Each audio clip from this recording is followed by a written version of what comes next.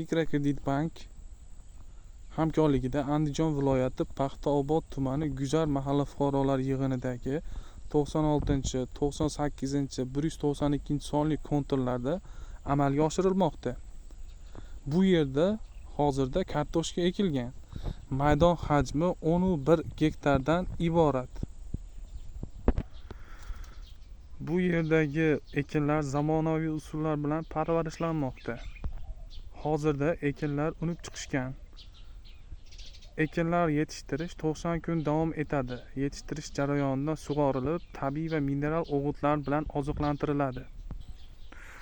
Ushbu loyihaga 50 ta dehqon xo'jaliklari biriktirilgan.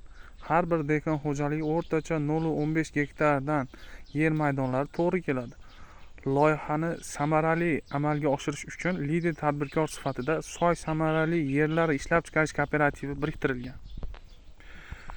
Ushbu loyiha bo'yicha har bir gektardan 36 tonna, jami 1818 tonna hosil olish rejalashtirilgan. Mazkur ekin yig'ishtirib olingandan so'ng ikkinchi ekinga ham yuqori daromadli ekin turini ekish orqali yer egalarining daromadlarini yanada oshirib boriladi.